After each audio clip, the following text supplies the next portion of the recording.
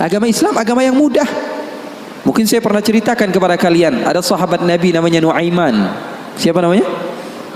Nuaiman. Pernah atau tidak?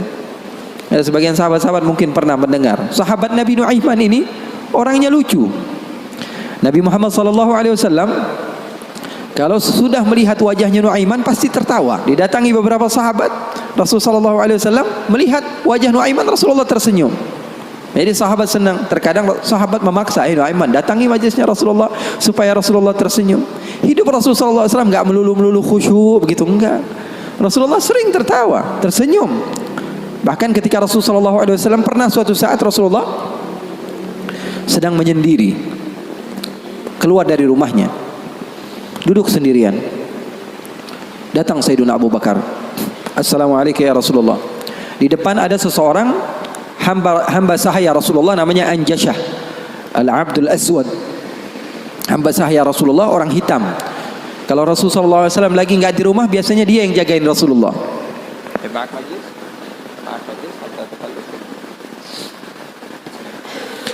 Siapa namanya? Anjashah, penjaga Rasulullah SAW.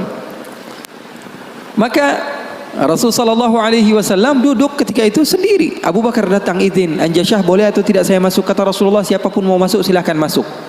Masuk Sayyidina Abu Bakar. Dan Abu Bakar ini nggak kuat. 1 jam saja pisah dari Rasulullah, dia pasti kacau hidupnya. Datang ke Rasulullah SAW duduk. Sayyidina Abu Bakar orangnya begitu, nggak berani. Ini paham bahasa Indonesia nggak nih? Paham ya? Saya kira karena sebagian orang, saya pernah ceramah di satu tempat di Banten, di pedalaman dusun. Saya ngomong bahasa Indonesia, saya kira paham semua orang. Pas selesai kajian sekitar 1,5 jam saya ngomong, tahu-taunya nggak ada yang paham bahasa Indonesia. Rasanya pengen apa itu? Paham bahasa Indonesia, paham ya? Paham. Maka Sayyidina Abu Bakar masuk ke rumah Rasul, ke tempat Rasulullah SAW. Ketika itu sedang duduk, Rasulullah diam.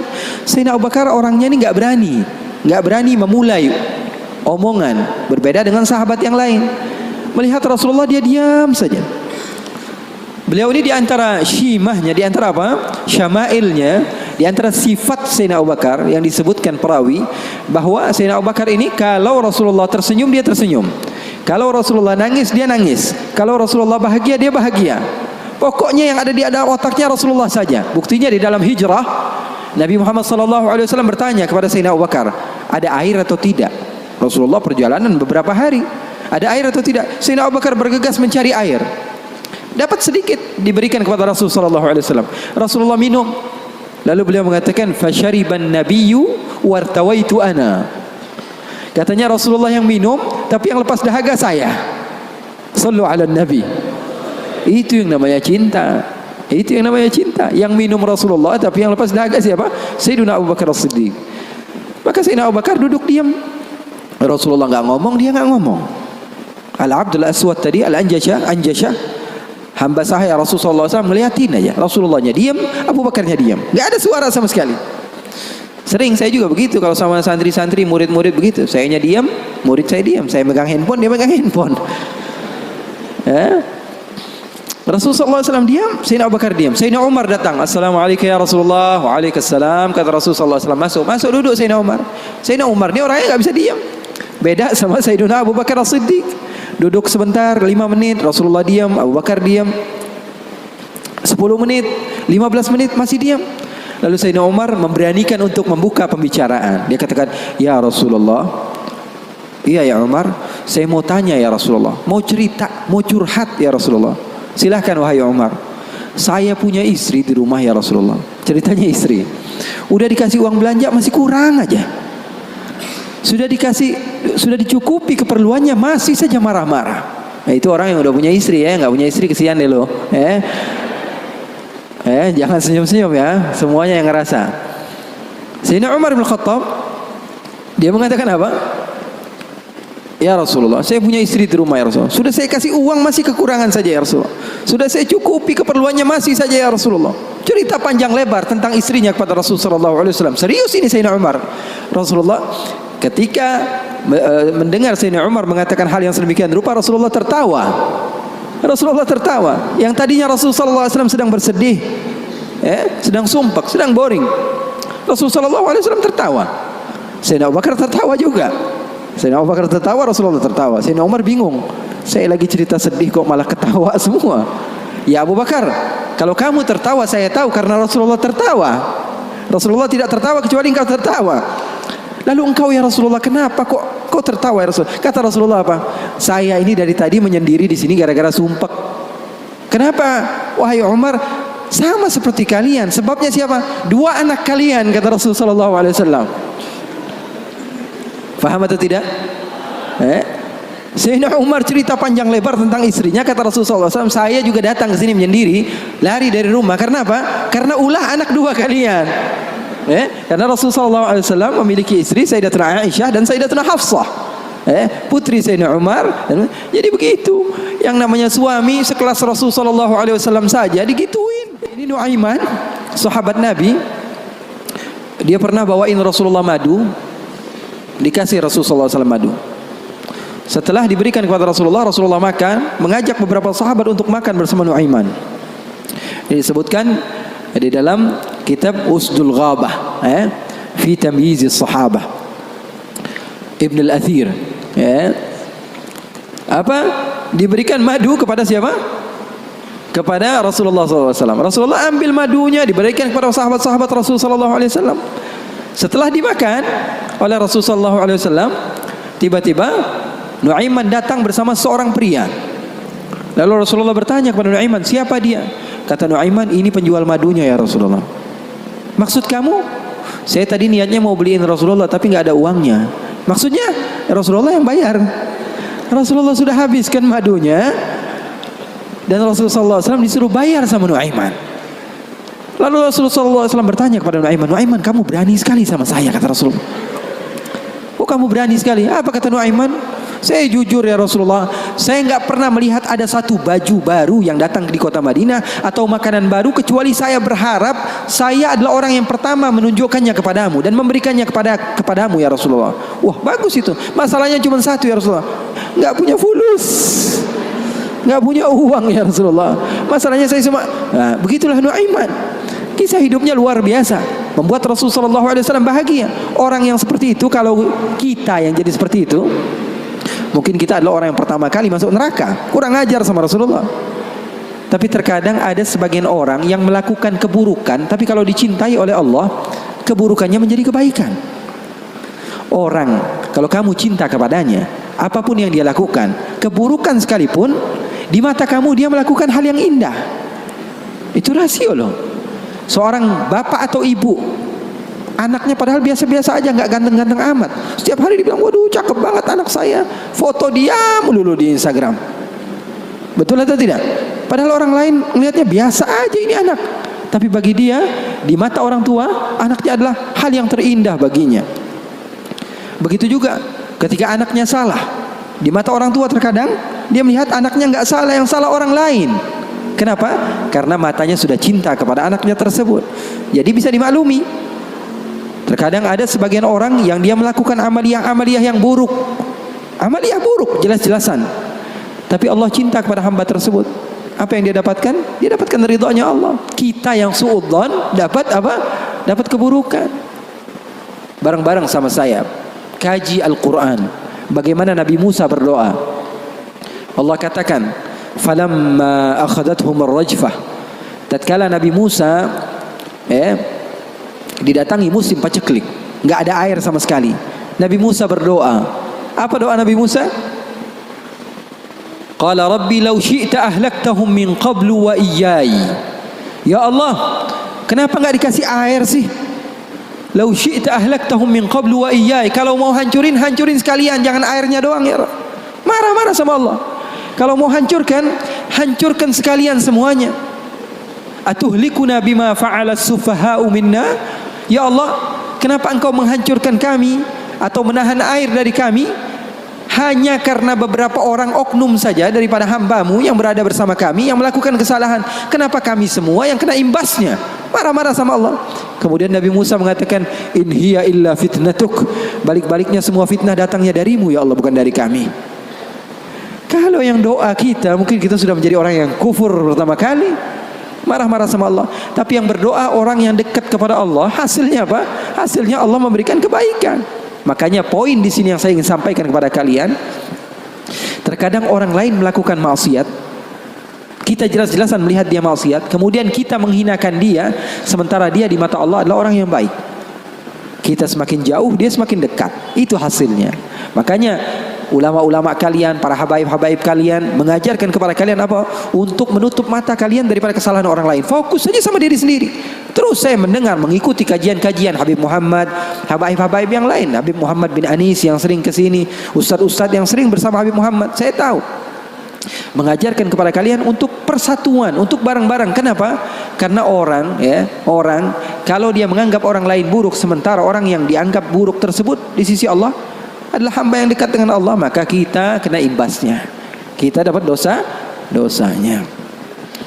Jadi sahabat Nabi tadi Nuaiman, pernah suatu waktu dia di zaman Rasulullah SAW sudah meninggal. Rasulullah SAW sudah intaqala ila rafiqil a'la. Bahasa meninggal sepertinya kurang pas buat Rasulullah SAW. Rasulullah SAW berpindah kepada alam yang lain.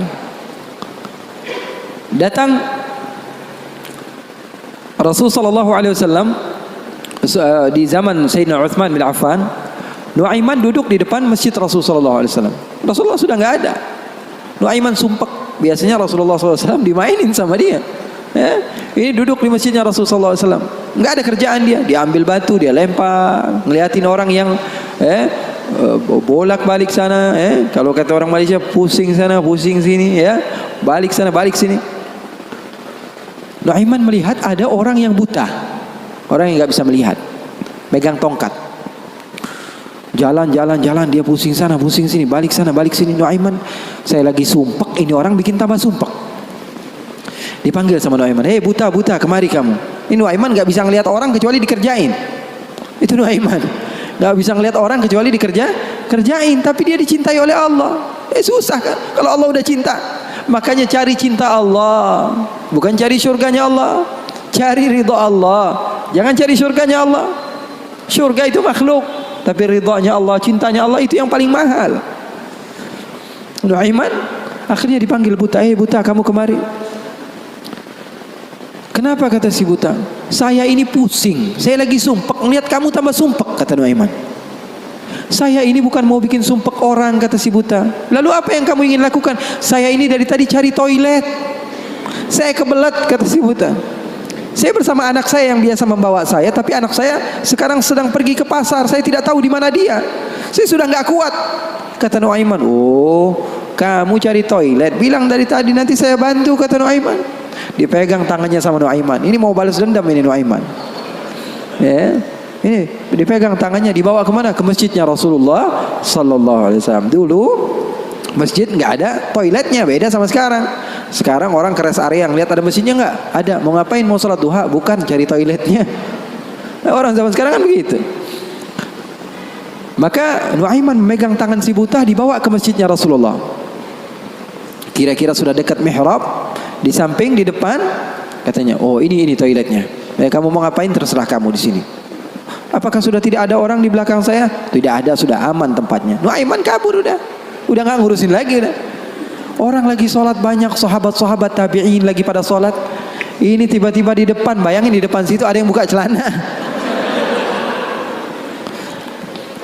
Yang lagi sholat, mereka mempercepat sholatnya, lalu maju ke depan, ingin dipukul ini orang. Ternyata ketika dilihat, wah buta ternyata. Kenapa kamu berani buang air kecil di masjidnya Rasulullah? Awa masjidi Rasulullah. Apakah ini masjidnya Rasulullah? Iya, ini masjidnya Rasulullah. Inna lillahi wa inna ilaihi raji'un. Kata siapa? Si buta ini. Tadi saya cari-cari toilet, tiba-tiba saya berjumpa dengan orang yang sepertinya orang baik. Dari tutur bicaranya adalah orang baik. Dia katakan ini adalah toilet, tempat buang air kecil. Kata sahabat-sahabat, pasti ulahnya Nuaiman. Karena semua sudah tahu, sudah ini kerjaan Nuaiman, gak ada selain dia. Maka siapa-siapa, kata si buta? Nuaiman. Oh, kurang ajar Nuaiman. Saya nadar, saya tidak keluar dari kota Madinah, pulang ke kampung saya sebelum saya pukul Nuaiman dengan tongkat saya. Buta ini sudah begitu marah. Akhirnya dia keluar dari masjid, dia cari-cari. Dia pusing sana, pusing sini, lari sana, lari sini. Dia cari. Di mana yang namanya Nuaiman? Tanya ke sana, tanya kemari. Tahu nggak Nuaiman? Oh, Nuaiman kalau dicari nggak bakalan ketemu. Sebagainya. Ya? Tiba-tiba dia sudah capek, ini si buta, Nuaiman datang. Nuaiman tanya, nakar sautu. Dia rubah suaranya. Buta, lagi ngapain sendirian di sini? Dia bilang, saya lagi sumpek ini. Sumpek kenapa? Saya ditipu sama orang. Siapa namanya? Nuaiman. Terus kamu mau ngapain sekarang? Saya mau balas dendam. Oh, sini saya antar kamu kepada Nuaiman. Padahal yang ngomong siapa? Nuaiman. Ini bukan cerita-cerita saya yang bikin loh, bukan. Ada riwayatnya. Maka Nuaiman memegang tangan si buta, dibawa lagi kemana? Dia bohongi, dia tipu. Dia ajak keliling-keliling dulu, seakan-akan tempatnya sudah jauh. Selepas itu dia bawa ke masjidnya lagi. Dibawa lagi ke masjidnya Rasulullah SAW. Didekatkan kepada mihrab. Ketika itu Khalifatul Rasulullah Sayyiduna Uthman bin Affan, Amirul Mukminin, sedang salat. Sayyidina Uthman, jangan kalian tanya khusyuknya di dalam salat. Bahkan beliau terbunuh ketika sedang membaca Al-Quran, zikir kepada Allah Subhanahu Wa Taala. Dibawa oleh Nuaiman si buta dengan tongkatnya, disuruh pegang-pegang. Di mihrab ada orang nggak? Ada. Itu tuh Nuaiman itu, dia pura-pura soleh, itu dia habis nipu kamu, dia pura-pura sholat katanya. Oh, ini Nuaiman. Iya. Akhirnya Nuaiman pergi. Nuaimannya pergi. Buta ambil apa? Tongkatnya, dia pukul Sayyidina Uthman bin Affan. Sekencang-kencangnya dari belakang orang-orang, para sahabat, para tabi'in, mereka teriak, "Qutila Amirul Mukminin." Ada musuh yang mau bunuh Amirul Mukminin. Semua menyerbu. Ternyata dia lagi. Baru sekitar setengah jam yang lalu dia buang air kecil di sini. Sekarang sudah pukul Sayyidina Uthman bin Affan. Akhirnya semua orang bingung. Dia bilang, kenapa kamu pukul Amirul Mukminin? Katanya gemeter dia. Saya pukul tadi barusan Amirul Mukminin. Saya ditipu sama orang. Orang bilang itu adalah Nuaiman. Katanya, kata si buta, demi Allah, semenjak sekarang saya tidak akan pernah percaya lagi sama manusia. Jadi hal-hal yang seperti itu ada. Bahkan di zaman Rasulullah sallallahu alaihi wasallam diriwayatkan beberapa ashabus sunan, mereka meriwayatkan Nuaiman ini pernah di zaman Rasul loh, di zaman Rasul. Terusin ya. Penyemangat Habib Muhammad. Tapi dia curang. Di tempat saya cuma berbicara 10 menit aja. Kalau ceramah di tempat saya hanya 10 menit. Saya sudah setengah jam lebih nih. Hampir sejam. Double ini, Beb.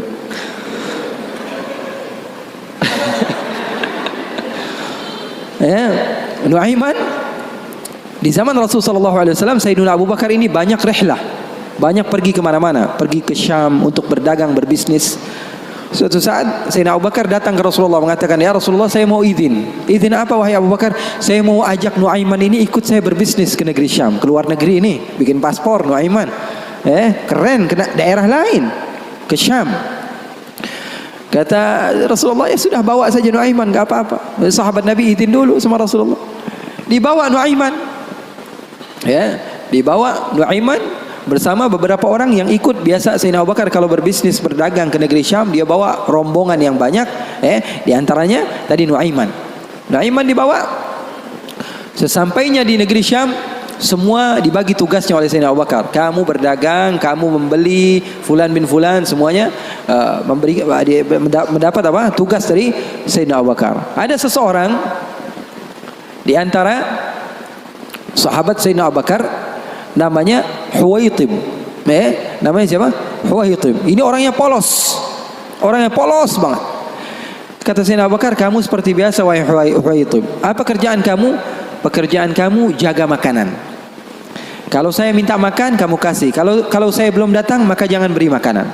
Nuaiman tanya, saya kerjaannya apa wahai Abu Bakar? Kamu mau ngapain terserah kamu wahai Nuaiman.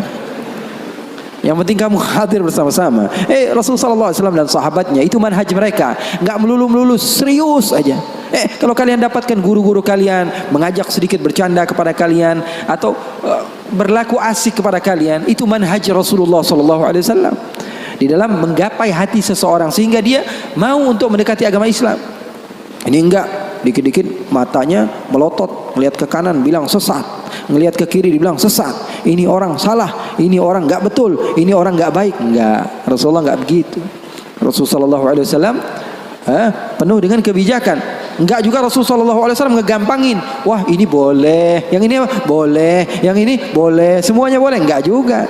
Ada batas-batasannya. Makanya kalian beruntung di dalam satu manhaj la ifrat wa la tafrid. Enggak berlebih-lebihan, enggak kekurang-kurangan. Ya.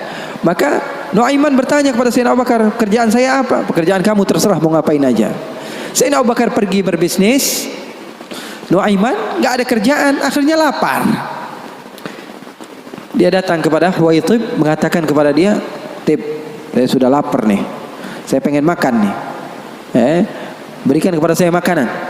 Kata Huwaitib, dia mengatakan, wahai Nuaiman, sekarang belum waktunya makan, kita tunggu Abu Bakar sekitar sejam 2 jam lagi dia datang, baru saya akan berikan makan. Ini kan amanat dari Sayyidina Abu Bakar, sahabat Nabi, ini orangnya polos banget ini, sahabatnya Sayyidina Abu Bakar. Akhirnya Nuaiman bilang, saya sudah lapar, saya nggak bakalan kuat nunggu Abu Bakar. Ini orangnya aneh, yang ini orangnya polos. Yang satu bilang, wah enggak, saya takut dibilang enggak amanah. Oh, kamu berani melawan saya, kata Nuaiman. Lalu melunak ini Huwaitib, dia bilang, tolonglah Nuaiman, jangan jahat sama saya. Kalau Rasulullah saja bisa kamu kerjain, apalagi saya. Tolonglah katanya, jangan macam-macam. Kata Nuaiman, kamu berikan makanan, kalau tidak saya bikin masalah sama kamu. Ngancam Nuaiman. Akhirnya dia mengatakan, waduh gimana ini? Ini amanat dari Abu Bakar. Ya sudah, terserah kamu. Yang terpenting saya tidak akan berikan makanan sehingga Abu Bakar datang. Kamu mau ngapain terserah kamu. Akhirnya Nuaiman bilang, wah nantang saya, kata Nuaiman. Apa yang dilakukan Nuaiman? Nuaiman pergi ke pasar. Dia cari tempat penjualan hamba sahaya. Dia lihat, wah ini hamba sahaya jual. Berapa harganya? 300 dirham. Yang ini berapa? 300 dirham. Yang ini berapa? 300 dirham. Wah, dia bilang, mahal-mahal ya hamba sahaya di sini, kata. Loh, memangnya kenapa? Saya punya hamba sahaya, saya mau jual 100 dirham saja, kata. Apa kata Nuaiman? Saya punya hamba sahaya, saya mau jual 100 dirham saja. Wah, murah sekali hamba sahaya kamu. Iya, cuma dia punya kekurangan. Kekurangannya apa? Kalau kalian tangkap, dia bakalan bilang, saya bukan hamba sahaya, saya orang bebas. Saya bukan hamba saya orang bebas. Wah, kata orang-orang, saya mah nggak perlu sama bacotnya, yang penting kerjanya. Dia mau ngomong apa terserah, yang terpenting dia mau kerja. Oh, kalau begitu deal, saya jual hamba sahaya saya, dapat uang 100 dirham nih, uang yang banyak. Kemudian didatangi Huwaitib, kemudian dikatakan, wah itu tuh hamba sahaya saya. Ditangkaplah Huwaitib. Teriak-teriak dia, saya bukan hamba sahaya, saya orang merdeka. Kata yang beli, kami udah tahu ini kekurangan kamu. Nuaiman tuh cerdasnya, pinter otaknya. Akhirnya dibawalah ini orang ke pasar dan dijual di pasar. Itu sahabat Nabi padahal dimainkan sama Nuaiman. Nuaiman ambil uangnya, dia beli makanan, beli baju, belanja dia, shopping akhirnya. Dia beli peralatan-peralatan segala macam, dia pulang akhirnya. Sayyidina Abu Bakar tanya, mana ini Huwaitib, katanya. Mana kok nggak ngasih makanan sama sekali? Di mana dia pergi? Kata Nuaiman, udah aneh jual. Jujur lagi dia, udah. Di mana ente jual? Salah sendiri katanya. Saya minta makan nggak dikasih makan, akhirnya dia jual. Ketawa Sayyidina Abu Bakar. Di mana kamu jual? Ayo kita pergi ke dia. Dicari di pasar, ternyata Huwaitib masih berada di satu tempat, di situ dia dijual. Untung belum dibeli orang itu. Berapa kalau udah dibeli orang lain kan? Sayyidina Abu Bakar bilang, ini berapa harganya? 300 dirham. Dibayar sama Sayyidina Abu Bakar langsung. Dibayar sama Sayyidina Abu Bakar. Akhirnya dibawa pulang ke kota Madinah. Sayyidina Abu Bakar menceritakannya kepada Rasulullah SAW. Rasulullah tertawa sejadi-jadinya, katanya, hatta badat nawajidhuhu, sampai katanya gigi geraham Rasulullah kelihatan, katanya. Saking Rasulullah tertawa sejadi-jadinya ketika mendengar kisah antara Nuaiman tersebut. Katanya halal haul, kata perawinya, sampai 1 tahun berlalu kisah Rasulullah pasti tetap tentang Nuaiman ngejual sahabatnya yang lain. Rasulullah SAW hidupnya asik. Rasulullah SAW hidupnya seru. Oleh karena itu, yang terpenting apa? Ilmu walaupun sedikit tapi amal. Ilmu walaupun sedikit tapi amal. Oke, nggak apa-apa, asik-asikan di dalam kehidupan dunia kita, nggak apa-apa. Yang terpenting apa? Berlandaskan ilmu. Amal itu berlandaskan ilmu.